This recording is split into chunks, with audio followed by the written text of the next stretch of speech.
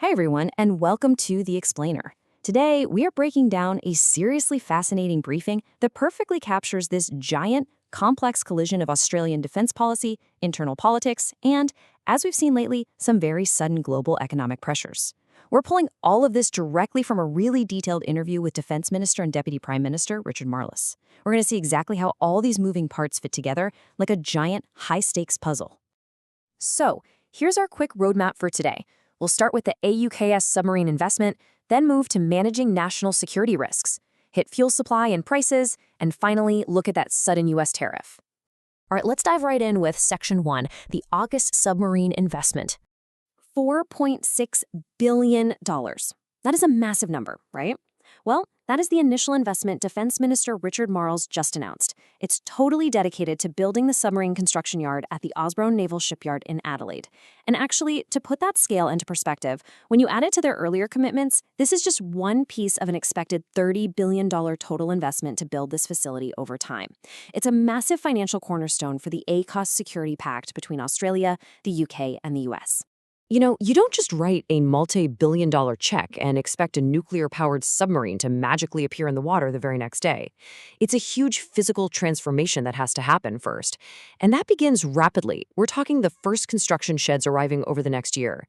And the ultimate goal, anchoring this whole mobilization, literally cutting steel on the very first of those submarines by the end of this decade.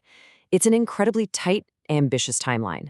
But hey, beyond the hardware, let's talk about the human element for a second, because it's actually staggering. The sheer scale of the workforce expansion required to make this happen is wild.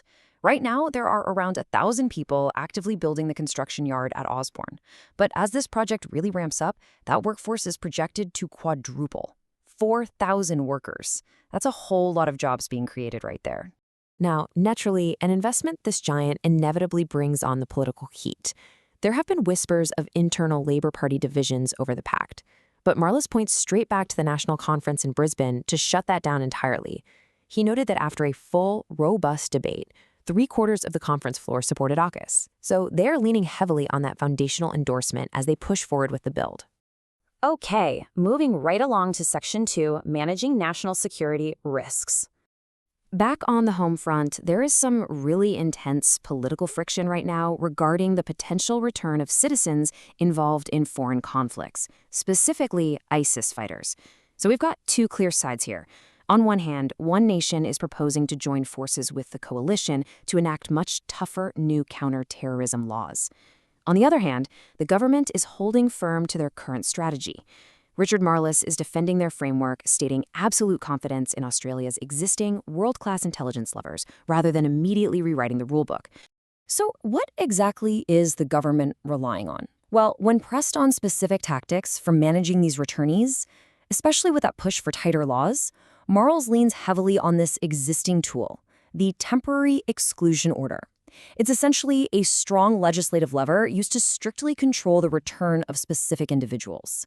Now, Marles won't comment on individual cases. Obviously, those are assessed securely and individually. But he emphatically confirms that this specific lever is being utilized in the strongest possible way to maintain tight border controls.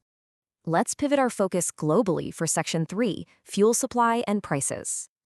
Over $100 US. That right there is the painful reality of how overseas conflict translates directly to local economic pressure. With escalating tensions in the Middle East, the baseline cost for a single barrel of oil has blown back up over that critical $100 threshold. And as we all know, a surge like that inevitably trickles straight down to everyday consumers at the pump. It hits the wallet fast. Even with that massive global price shock, the government is playing a very steady hand. They've got a really clear dual-focus approach here. First, they are heavily prioritizing physical national fuel supply levels over just reacting to the daily price volatility. Second, they are actively demanding that the Strait of Hormuz remains open for freedom of navigation. And finally, and this is a big one for consumers, they are refusing to alter their domestic tax plans in response to the market frenzy. They are returning the domestic fuel excise to normal exactly as scheduled. And that brings us to the final piece of the puzzle today, Section 4, the sudden U.S. tariff. 12.5%. Boom. Out of nowhere, the Trump administration just hit Australia with this sudden, unexpected new tariff. The stated reason for it? Concerns regarding forced labor. I mean, this is a massive, immediate hurdle thrown directly into the middle of what has historically been a very stable economic partnership. It really took everyone by surprise. So how did Marles react to this breaking news dropping right in the middle of things? Well, he pushed back hard. His real-time defense firmly rejects the fundamental premise of the tariff. He defends Australia's track record on forced labor, stating proudly that Australia actually possesses one of the strongest regulatory regimes in the world on that front. And then he makes a really strategic pivot. He brings the argument right back to the broader economic picture, emphasizing the enormous mutual benefits of the U.S.-Australia Free Trade Agreement, basically saying, hey, a freer global trading system builds prosperity for both of us. So think about this for a second. We kicked this explainer off talking about decade-long plans, right? $30 billion, building submarine infrastructure. But then, this sudden 12.5% tariff shows how a single policy decision overseas can threaten economic stability overnight. It's wild.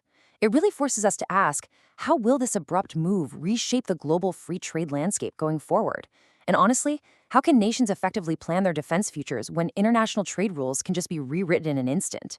It's a huge question. Thank you so much for joining me to break this all down today, and definitely keep questioning how these massive global pieces fit together. Catch you next time.